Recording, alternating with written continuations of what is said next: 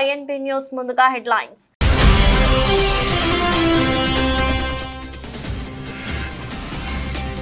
తిరుమల లడ్డు వివాదంలో సుప్రీంకోర్టు కీలక నిర్ణయం. ప్రత్యేక సిట్ ఏర్పాటుకు ఆదేశాలు.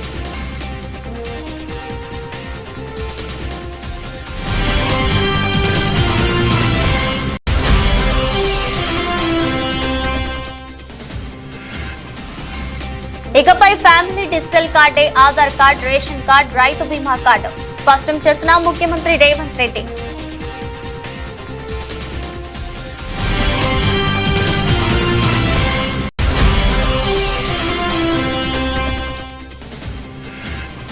సనాతన ధర్మాన్ని దెబ్బతీయాలని చూసేవారు ఎవరైనా సరే తుడిచిపెట్టుకుపోతారు హెచ్చరించిన ఉప ముఖ్యమంత్రి పవన్ కళ్యాణ్.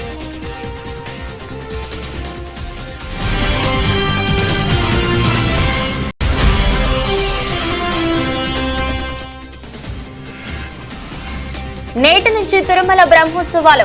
సాయంత్రం మీన లగ్నంలో ధ్వజారోహణంతో ప్రారంభం కానున్న బ్రహ్మోత్సవాలు.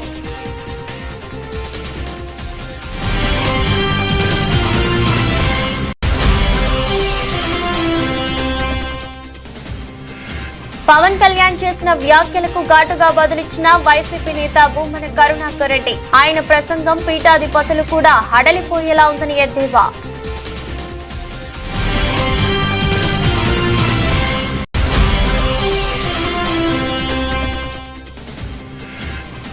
టీమిండియా మాజీ స్కిప్పర్ ధోనీపై హర్భజన్ సంచలన వ్యాఖ్యలు. ధోనీతో కంటే రోహిత్ తోనే ఆటగాళ్లు ఎక్కువగా కలిసిపోతారని వ్యాఖ్య.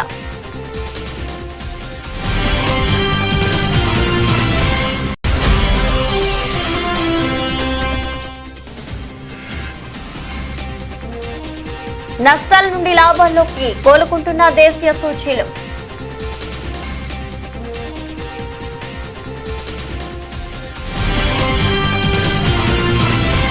రాష్ట్రం ఏర్పడిన నాటి నుంచి రేషన్ కార్డు కోసం ప్రజలు ఎంతో ఎదురు చూశారని రేవంత్ రెడ్డి తెలిపారు. రేషన్ కార్డుల జారీని తమ ప్రభుత్వం వెనక్కి తీసుకుందని కొందరు తప్పుడు ప్రచారాలు చేస్తున్నారని విమర్శించారు. వివిధ శాఖల ద్వారా పలు సంక్షేమ పథకాలు అమలవుతున్నాయని, ప్రభుత్వంలోనే 30 శాఖలను ఒకే దగ్గరకు తీసుకురావాలని వన్ స్టేట్ వన్ కార్డును తీసుకువస్తున్నట్టు వెల్లడించారు. రేషన్ కార్డ్, ఆరోగ్యశ్రీ, రైతు రుణమాఫీ, ఆర్టీసీ ఉచిత బస్సు సదుపాయం, ఉచిత విద్యుత్, ఫీజు రియంబర్స్మెంట్ తదితర అన్ని పథకాలకు ఇకపై ఒకే కార్డు ఉంటుందన్నారు. జనన మరణాల నమోదుకు, ఇతర మార్పులకు కూడా డిజిటల్ కార్డు ఉపయోగపడుతుందని చెప్పారు. డిజిటల్ కార్డు ద్వారా హెల్త్ చెకప్లు మరింత సులువుగా మారతాయని అన్నారు. డిజిటల్ కార్డు ద్వారా రాష్ట్రంలో ఎక్కడైనా రేషన్ తీసుకోవచ్చని పేర్కొన్నారు. మంత్రి పొంగులేటి శ్రీనివాసరెడ్డి మాట్లాడుతూ, ఇందిరమ్మ రాజ్యంలో అందరికీ న్యాయం చేయాలని రేవంత్ రెడ్డి ప్రభుత్వం కృషి చేస్తుందని తెలిపారు. ప్రతి నియోజకవర్గంలో డిజిటల్ కార్డుల పంపిణీ ఉంటుందని, 5-6 రోజుల్లో అందరి అభిప్రాయాలు, సూచనలు తీసుకుంటున్నామని అన్నారు.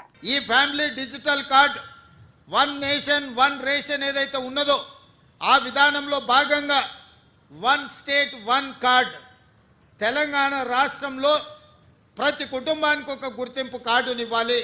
ఆ గుర్తింపు కార్డులో వాళ్ళకు అందుబాటులోకి తీసుకొచ్చిన సంక్షేమ పథకాలన్నిటిని కూడా డిజిటలైజ్ చేసి కంప్యూటర్లో పొందుపరిచి ఏ శాఖ కావాలన్నా వాటిని చూడడానికి అర్హులైన వాళ్ళందరికీ సంక్షేమ పథకాన్ని అమలు చేయాలని ఈ విధానాన్ని తీసుకొచ్చినాము.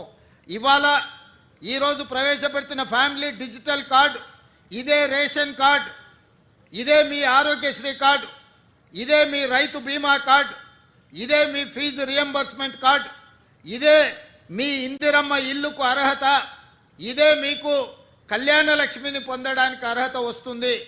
ప్రతి సంక్షేమ పథకం 200 యూనిట్లు ఉచిత కరెంటు కావచ్చు, ఆర్టీసీ బస్సు ఉచిత ప్రయాణం కావచ్చు, ఈ రకంగా రాష్ట్ర ప్రభుత్వం అమలు చేస్తున్న ప్రతి సంక్షేమ పథకాలను ఇందులోకి తీసుకొచ్చి అన్ని రకాలుగా మీ కుటుంబాలకు ఈ కార్డు ఒక రక్షణ కవచం కల్పించడానికే ఈ ఫ్యామిలీ డిజిటల్ కార్డుని రాష్ట్ర ప్రభుత్వం తీసుకొచ్చింది.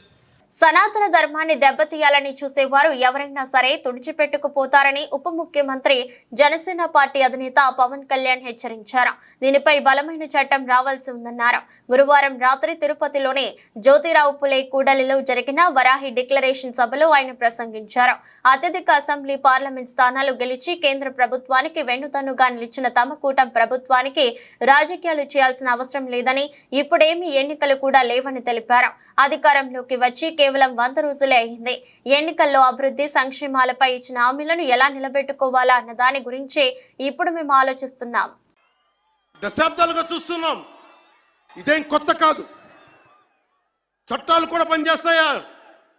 చట్టాలు కూడా ఎలా పనిచేస్తాయంటే సనాతన ధర్మాన్ని పాటించే వారిపై వైపు నిర్దాక్షిణ్యంగాను, సనాతన ధర్మం పాటించే వారి వైపు చట్టాలు ఎలా పనిచేస్తాయంటే నిర్దాక్షిణ్యంగా పనిచేస్తాయి. అన్య ధర్మాలు పాటించే వారిపై ఎక్కువ మానవత్వం, దయ చూపిస్తారు. ఇంకా దూషణ చేసే వారికి కోర్టులు రక్షణ కల్పిస్తాయి. అయిన వాళ్ళకి ఆకులు, కాని వాళ్ళకి కంచాలు. ఇప్పుడు అది కూడా పోయింది, ఆకులు కూడా పోయింది. చేతుల్లో పెట్టి నాక్కోమంటున్నారు సనాతన ధర్మాన్ని ప్రాక్టీస్ చేసేవాళ్ళు. ఇదన్నా సరదాగా చెప్పట్లా. ఈ స్టేట్మెంట్ని సబ్స్టాన్షియేట్ చేయడానికి చిన్న ఉదాహరణ. ఈ మధ్యన ఒక యువ నాయకుడు అన్న మాటలు, సనాతన ధర్మం ఒక వైరస్, దాన్ని అంతం చేస్తాం. మీరు ఇలాంటి స్టేట్మెంట్స్ ఒక ఇస్లాం మీద జరిగితే వెంటనే దేశంలో ఉన్న కోర్టులన్నీ స్పందిస్తాయి, నిర్దాక్షిణ్యంగా శిక్షిస్తాయి. కానీ సనాతన ధర్మాన్ని బూతులు తిట్టండి, శ్రీరామచంద్రమూర్తిని పాదరక్షలతో కొట్టండి, అమ్మవారిని తిట్టండి, సరస్వతి అమ్మవారిని ధైర్యం చేయండి, ఒక్క కోర్టులు భయపడతాయి కోర్టులు కూడా. తిరుమల లడ్డు కల్తీ వ్యవహారంపై స్వతంత్ర బృందంతో విచారణ జరిపించడం మంచిదని సుప్రీంకోర్టు అభిప్రాయపడింది. 5 సభ్యులతో దర్యాప్తు బృందం ఏర్పాటు చేయాలని జస్టిస్ బిఆర్ గవాయ్ తెలిపారు. 2 సిబిఐ, 2 రాష్ట్ర పోలీస్ అధికారులు, 1 ఫుడ్ సేఫ్టీ అధికారితో సిట్ ఏర్పాటు చేయాలని సూచించారు. ఈ బృందాన్ని సిబిఐ డైరెక్టర్ సూపర్వైజ్ చేయాలన్నారు. తిరుమల లడ్డూగా వ్యవహారం కోట్లాది భక్తులకు సంబంధించిన అంశమని, ఇందులో రాజకీయ డ్రామా వద్దని సుప్రీంకోర్టు కోరింది. తిరుపతి లడ్డు వివాదంపై శుక్రవారం ఉదయం justice BR Gavai, justice KV విశ్వనాథన్లతో కూడిన ధర్మాసనం విచారణ చేపట్టింది. ఈ సందర్భంగా కేంద్రం తరపున సొలిసిటర్ జనరల్ తుషార్ మొహతా వాదనలు వినిపించారు. ఏపీ ప్రభుత్వం ఏర్పాటు చేసిన ప్రత్యేక బృందం కొనసాగించాలా లేదా ప్రత్యేక స్వతంత్ర దర్యాప్తు సంస్థను ఏర్పాటు చేయాలా అన్న అంశంపై కేంద్రం తరపున అభిప్రాయం చెప్పాలని గత విచారణలో సుప్రీంకోర్టు అడిగిన దానికి ఆయన బదులు ఇచ్చారు. లడ్డు వ్యవహారంలో ఆరోపణలు నిజమైతే అది ఆమోదయోగ్యం కాదని అన్నారు. ఈ కేసు విచారణకు సిట్ విచారణ ఒక్కటే సరిపోదని అభిప్రాయం వ్యక్తం చేశారు. కేంద్రం నుంచి పర్యవేక్షణ ఉండటం మంచిదని తెలిపారు. వైవి సుబ్బారెడ్డి తరపున కపిల్ సిబిల్ వాదనలు వినిపించారు. నెయ్యి కల్తీ జరిగింది టీడీపీ సమయంలోనే అని ఆయన కోర్టుకు తెలిపారు. నెయ్యిలో కల్తీ ఉంటే లోపలికి ఎందుకు అనుమతించారని ప్రశ్నించారు. ఈ వ్యవహారంపై సీఎం మాట్లాడారని, నిన్న మరొకరు మాట్లాడారని చెప్పారు. ఇలాంటి సమయంలో సిట్ దర్యాప్తును సరికాదని పేర్కొన్నారు. దీంతో వాదనలు విన్న ధర్మాసనం 5 సభ్యులతో సిట్ ఏర్పాటు చేయాలని సూచించింది. ఈ ఏడాది రాష్ట్రంలో వరి సాగులో 58% సన్న రకాలు పండించారని, రాష్ట్ర ప్రభుత్వం ఇస్తున్న 500 ప్రోత్సాహకంతో వచ్చే ఏడాది నుంచి సన్నాల సాగు దిగుబడి మరింత పెరుగుతుందని సీఎం రేవంత్ రెడ్డి ఆశాభావం వ్యక్తం చేశారు. క్రమంగా రాష్ట్రంలో 100% సన్న వడ్లు పండించే రోజులు వస్తాయన్నారు. దొడ్డు వడ్లకు మార్కెట్లో డిమాండ్ లేదని, ఎఫ్సిఐ వద్ద కూడా భారీగా దొడ్డు బియ్యం నిల్వలు ఉన్నాయని చెప్పారు. అందుకే సన్న రకాల సాగును రాష్ట్ర ప్రభుత్వం ప్రోత్సహిస్తుందని రేవంత్ రెడ్డి తెలిపారు. పౌర సరఫరాల శాఖ మంత్రి ఉత్తమ్ కుమార్ రెడ్డితో కలిసి అన్ని జిల్లాల కలెక్టర్లు, ఎస్పీలతో వీడియో కాన్ఫరెన్స్ లో సీఎం మాట్లాడారు. రాష్ట్ర వ్యాప్తంగా అన్ని జిల్లాల్లో ధాన్యం కొనుగోళ్ల ప్రక్రియ సాఫీగా జరిగేలా చూడాలని సీఎం రేవంత్ అధికారులను ఆదేశించారు. రైతులకు ఇచ్చిన మాట ప్రకారం ఈ సీజన్ నుంచే సన్నాలకు ఎంఎస్పీకి అదనంగా ఒక్కో క్వింటాలకు 500 బోనస్ చెల్లిస్తామని స్పష్టం చేశారు. గత సీజన్ లో కొనుగోలు కేంద్రాల్లో ధాన్యం అమ్మిన రైతులకు 3 రోజుల్లో డబ్బులు ఇచ్చామని, ఈసారి 48 గంటల్లోపే రైతుల ఖాతాల్లో డబ్బులు జమ చేసేందుకు ప్రయత్నిస్తున్నామన్నారు. ఖరీఫ్ ధాన్యం కొనుగోళ్లకు ఈసారి రాష్ట్ర వ్యాప్తంగా 1000కు పైగా కేంద్రాలు ఏర్పాటు చేస్తున్నట్లు ముఖ్యమంత్రి ప్రకటించారు. ఇప్పటికే గుర్తించిన కేంద్రాలు కాకుండా ఇంకా ఎక్కడైనా అవసరమని కలెక్టర్లు భావిస్తే ఏర్పాటు చేయాలన్నారు. రాష్ట్రంలో ఈ వానాకాలంలో 66.73 లక్షల ఎకరాల్లో వరి సాగు చేశారని, గతంలో ఎన్నడూ లేని విధంగా రికార్డు స్థాయిలో 140 లక్షల మెట్రిక్ టన్నుల ధాన్యం దిగుబడి వస్తుందని వ్యవసాయ శాఖ అంచనా వేసిందని చెప్పారు. సన్న వడ్లకు బోనస్ ఇవ్వటం ఇదే మొదటిసారి కావడంతో తగిన జాగ్రత్తలు తీసుకోవాలని, ఎక్కడ ఎలాంటి తప్పులు జరగకుండా చూడాల్సిన బాధ్యత జిల్లా కలెక్టర్లపై ఉందన్నారు. రాజన్న సిరిసిల్ల జిల్లా వేములవాడ అర్బన్ మండలంలో బీజేపీ సభ్యత్వ నమోదు కార్యక్రమాన్ని నిర్వహించారు. ఈ కార్యక్రమానికి ముఖ్య అతిథిగా బీజేపీ ఎమ్మెల్యే అభ్యర్థి డాక్టర్ చెన్నమినేని వికాస్ దీప హాజరయ్యారు. అనంతరం పలువురికి సభ్యత్వాలు నమోదు చేయించారు. వికాస్ రావు మాట్లాడుతూ బీజేపీ పార్టీలో చేరడానికి యువత ఆసక్తి చూపుతున్నారని అన్నారు. రానున్న రోజుల్లో దేశ సమగ్రత, అభివృద్ధి, సామాజిక న్యాయం బీజేపీతోనే సాధ్యమవుతాయని అన్నారు. బీజేపీ పార్టీని బలోపేతం చేసేందుకు విస్తృత స్థాయిలో సభ్యత్వ నమోదు కార్యక్రమం చేపడుతున్నామని తెలిపారు. ఈరోజు వేములవాడ అర్బన్ మండలం సంబంధించిన బీజేపీ కార్యకర్త సభ్యత్వ నమోదు కార్యక్రమం జరిగింది. దీనికి ప్రజలు, కార్యకర్తలు పెద్ద ఎత్తున హాజరైనరు. ముఖ్యంగా భారతీయ జనతా పార్టీలో చేరడంతో ఈరోజు దేశాన్ని వారు బలోపేతం చేస్తున్నారని చెప్పడం జరిగింది. ముఖ్యంగా ఈరోజు మోడీ అంటేనే 3D, దేశం, ధర్మం, డెవలప్మెంట్. ఈరోజు బీజేపీని బలోపేతం చేయాలని అందరిని కోరడం జరిగింది. ముఖ్యంగా గత పార్లమెంట్ ఎలక్షన్లో బీజేపీకి 77 లక్షల ఓట్లు వచ్చినాయి. దాదాపు 50 లక్షల దాకా మెంబర్స్ చేయాలని బీజేపీ టార్గెట్ పెట్టుకుంది. ఆ టార్గెట్లో వేములవాడ ఫస్ట్ ప్లేస్లో ఉండాలని ఆ తపనతో మేము విస్తృతంగా ప్రోగ్రాం చేస్తున్నాము. రాబోయే రోజులలో దేశ సమగ్రత కావచ్చు, అభివృద్ధి కావచ్చు, సామాజిక న్యాయం కావచ్చు, ఇవన్నీ కేవలం బీజేపీతోనే సాధ్యమవుతున్నాయని ప్రజలలో, గ్రామాలలో మేము చెప్పి వారిని పార్టీలో చేర్చుకుంటున్నాం. ముఖ్యంగా యువత మంచి స్పందిస్తుంది. రాబోయే రోజుల్లో బీజేపీ తెలంగాణలో ప్రభుత్వం ఫామ్ చేయడానికి ఇది సభ్యత్వ నమోదు ఒక పునాది అవుతుందని ఆ కాన్సెప్ట్తో, ఆ నమ్మకంతో ముందెళ్తున్నాం. అదే కాకుండా ఈ స్థానిక ఎలక్షన్లో కూడా ఈ సభ్యత్వ నమోదు ద్వారా అధిక మెంబర్స్ ఉండడంతో మా ఓటింగ్ శాతం స్థానిక సంస్థల్లో కూడా ఎక్కువై సర్పంచ్లు, ఎంపీటీసీలు గెలవాలనే సంకల్పంతో మేము విస్తృతంగా కార్యక్రమాలు చేస్తున్నాము. ప్రజల భాగస్వామ్యం కావాలని కోరుకుంటూ అందరికీ ధన్యవాదాలు. ఇంద్రకీలాద్రిపై ఇవాళ శ్రీ గాయత్రి దేవిగా అమ్మవారు దర్శనమిచ్చారు. ఈరోజు అమ్మవారిని విజయవాడ ఎంపీ కేశినేని శివనాథ్ దర్శించుకున్నారు. ఈ సందర్భంగా అమ్మవారికి ప్రత్యేక పూజలు చేశారు. ఉత్సవాల సందర్భంగా పోలీసులు కొండపై ఆంక్షలు విధించారు. భక్తులకు ఎలాంటి అసౌకర్యాలు కలగకుండా ఆలయ అధికారులు, పోలీసులు అన్ని ఏర్పాట్లు చేపట్టారు. అమ్మవారిని దర్శించుకోవడానికి భక్తులు భారీగా తరలివస్తున్నారు.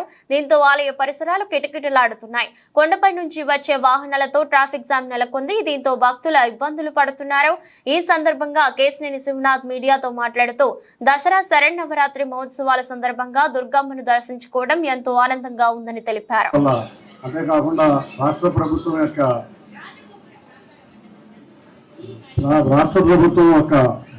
చొరవతో అతి త్వరలో విజయవాడ నగరం వరద బాధితుల నుంచి తప్పించుకున్నాం. అటువంటి ఉపద్రవం మళ్ళీ ఇంకొకసారి విజయవాడ నగరానికి రాకుండా కర్ణీకరించాలని అమ్మవారిని కోరుకోవడం జరిగింది. అంతేకాకుండా అందరం కూడా ఇవాళ రాష్ట్రం సర్వతోముఖాభివృద్ధి చెందాలని, రాష్ట్ర అభివృద్ధిలో అంతేకాకుండా రాష్ట్రంలో ఉన్న ఎటువంటి ప్రజలకు ఎటువంటి ఇబ్బందులు, అసౌకర్యాలు కలగకుండా ఉండాలని అమ్మవారిని కోరుకోవడం జరిగింది. నిన్న చూసాం, ఇవాళ చూసాం, అందరూ కూడా చాలా సంతోషంగా వ్యక్తం చేస్తున్నారు. సౌకర్యాలు విషయంలో సంతోషం వ్యక్తం చేస్తున్నారు. ప్రజలే కాకుండా ప్రతిపక్ష నేతలు కూడా సంతోషం వ్యక్తం చేసి వెళ్ళిన సంఘటనలు నేను చూసాం. ఇటువంటి అరుదైన సంఘటనలు, ఇటువంటి ఘనత ఇవాళ ప్రభుత్వం ఏర్పాటు చేసిన అధికారులకి, ఇక్కడ కష్టపడిన ప్రతి ఒక్కరికి ధన్యవాదాలు తెలుపుకుంటున్నాను.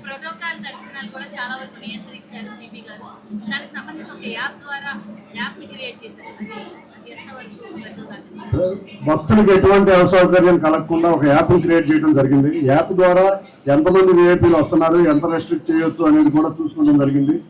అంతేకాకుండా యాప్లో కూడా లిమిట్లోనే విఐపీలు అలౌ చేస్తున్నారు.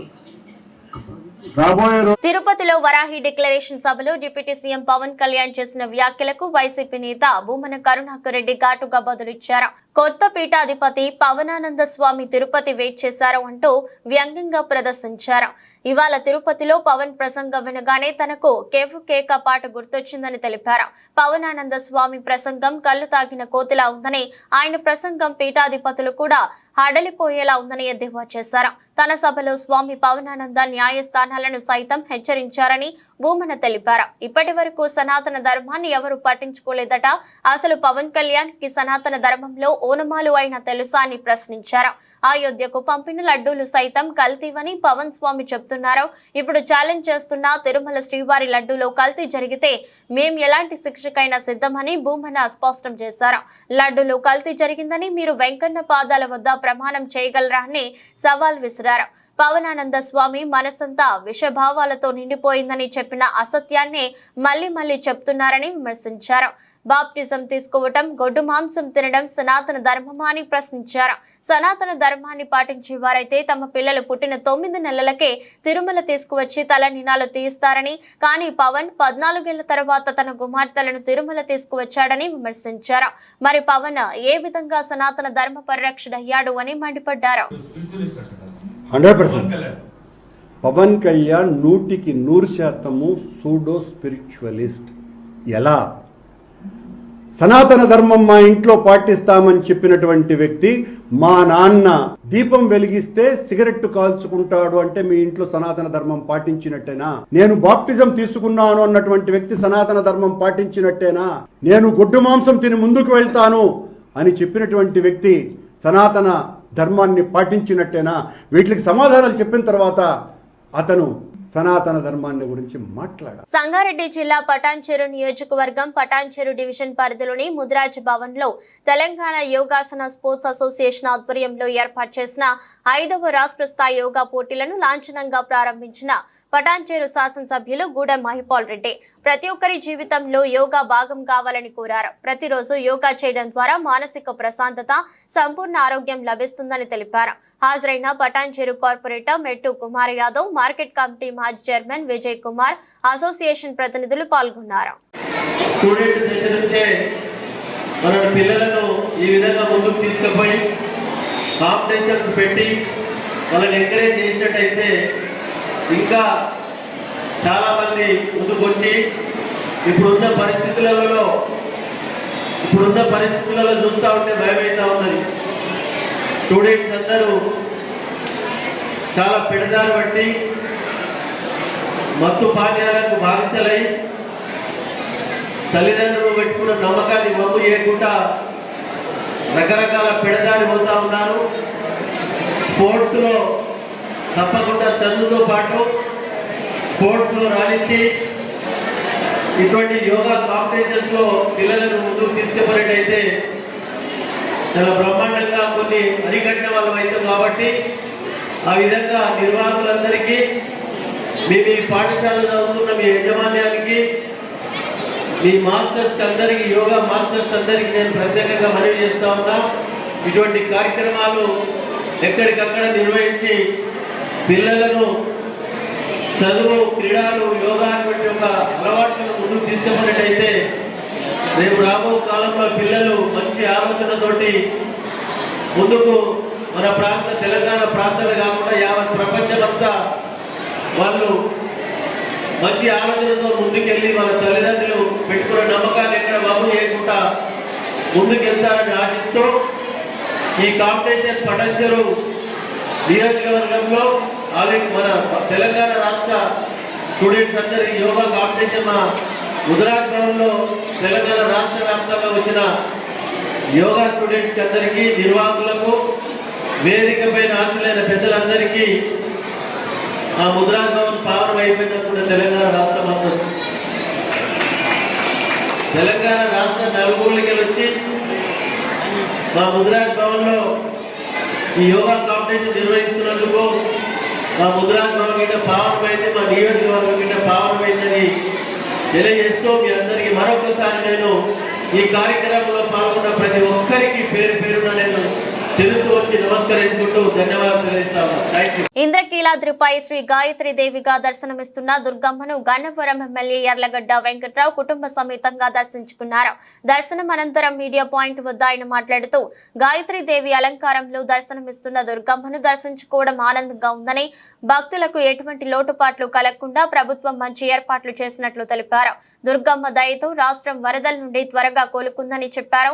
ఉత్సవాలు విజయవంతంగా నిర్వహించేందుకు 56 మంది నిధులతో ప్రభుత్వం ఉత్సవ కమిటీని ఏర్పాటు చేసిందన్నారు. ముఖ్యమంత్రి చంద్రబాబు ఆధ్వర్యంలో రాష్ట్రం అభివృద్ధి పదంలో ముందుకు వెళ్లాలని, అమ్మవారి శక్తి ప్రభుత్వానికి ఇవ్వాలని కోరుతున్నట్లు తెలిపారు. దసరా శరణవరాత్రి ఉత్సవాల్లో భాగంగా అమ్మవారిని దర్శించుకోవడం జరిగింది. ఏర్పాట్లు బ్రహ్మాండంగా చేశారు. 56 మందితో ప్రభుత్వం ఈ దసరా నవరాత్రుల కోసం వేసిన కమిటీ బ్రహ్మాండంగా పనిచేస్తుందని భావిస్తున్నా. దానికి ఈ ఏర్పాట్లు సంతృప్తికరంగా చేసిన ప్రభుత్వాన్ని కూడా నేను బలంగా నమ్ముతున్నా.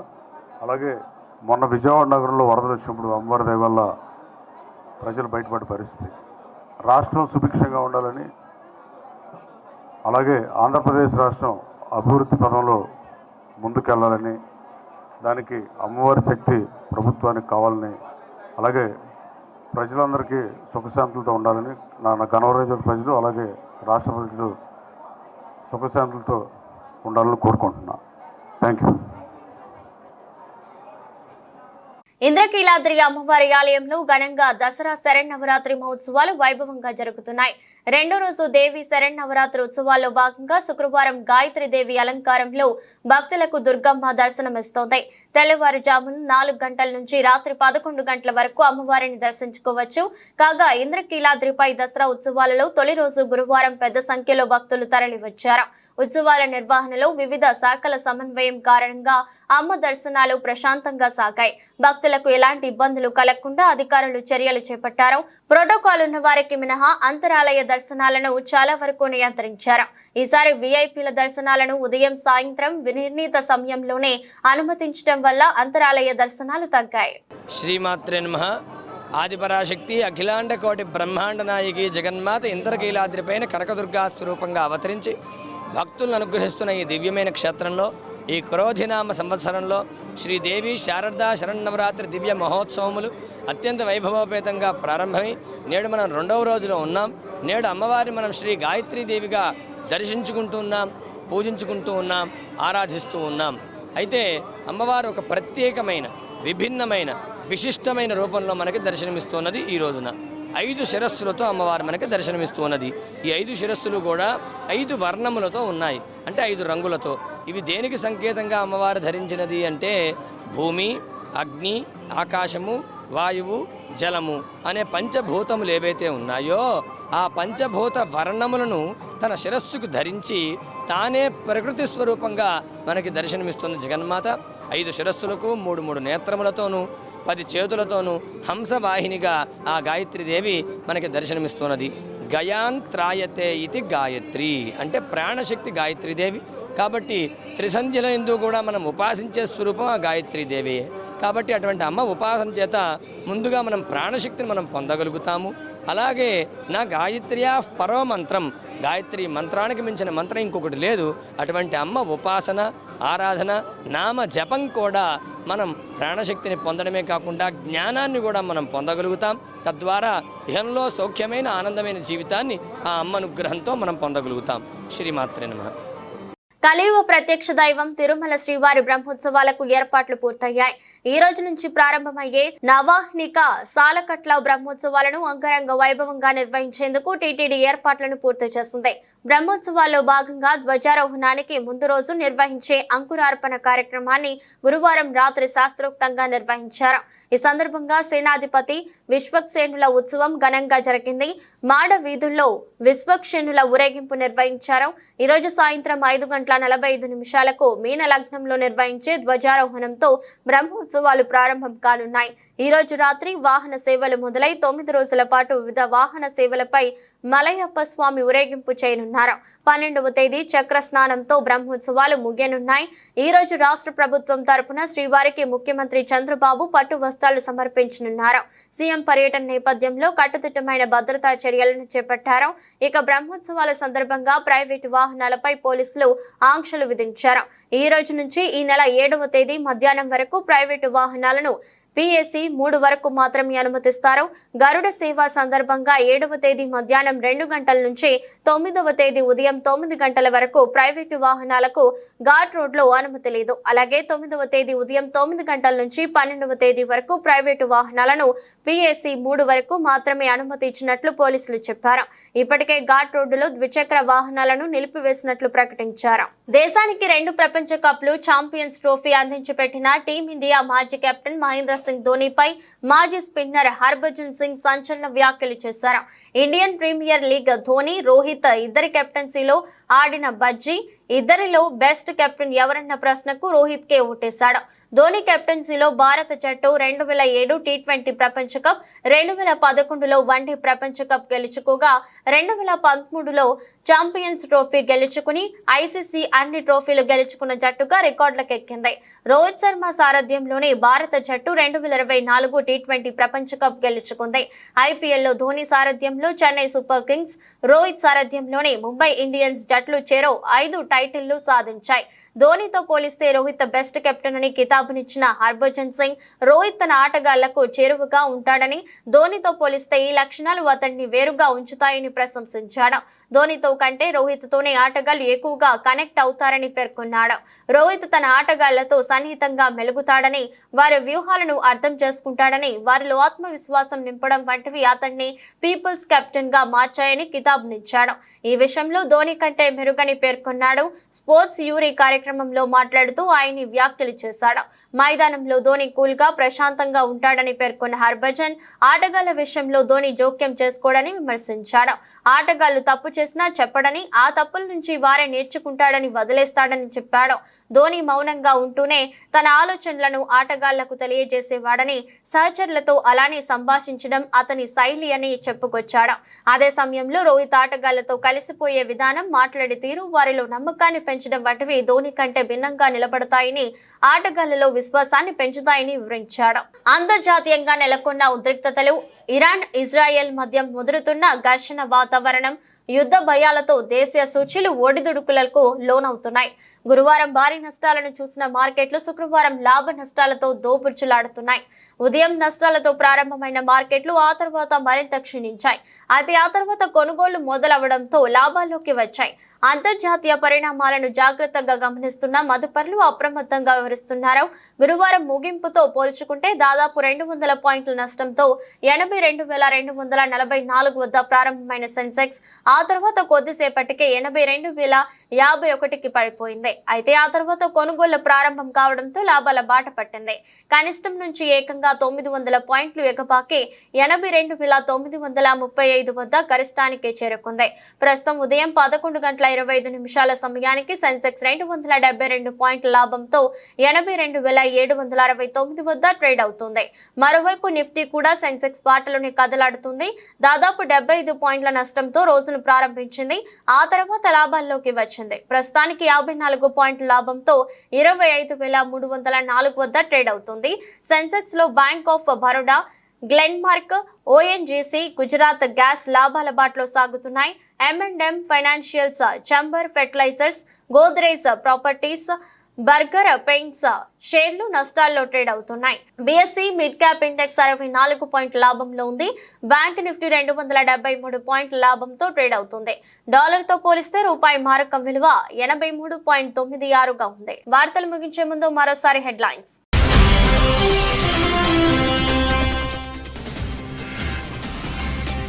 తిరుమల లడ్డు వివాదంలో సుప్రీంకోర్టు కీలక నిర్ణయం, ప్రత్యేక సిట్ ఏర్పాటుకు ఆదేశాలు.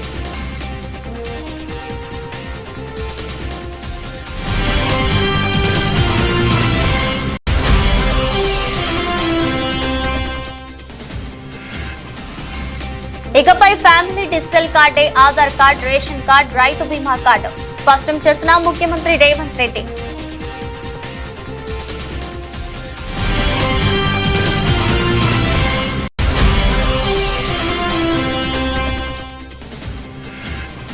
సనాతన ధర్మాన్ని దెబ్బతీయాలని చూసేవారు ఎవరైనా సరే తుడిచిపెట్టుకుపోతారు, హెచ్చరించిన ఉప ముఖ్యమంత్రి పవన్ కళ్యాణ్.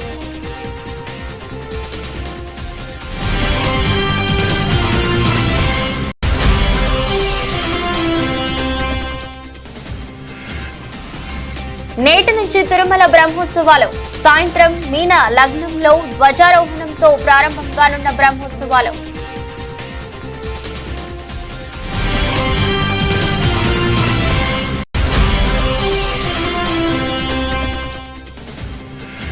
పవన్ కళ్యాణ్ చేసిన వ్యాఖ్యలకు ఘాటుగా బదులిచ్చిన వైసీపీ నేత భూమన కరుణాకర్ రెడ్డి. ఆయన ప్రసంగం పీఠాధిపతులు కూడా హడలిపోయేలా ఉందని ఎద్దేవా.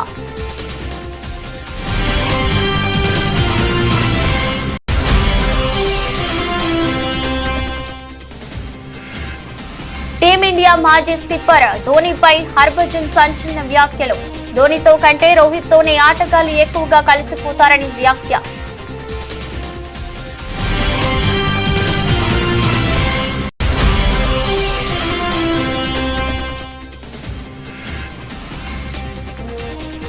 నష్టాల నుండి లాభాల్లోకి కోలుకుంటున్న దేశీయ సూచీలు.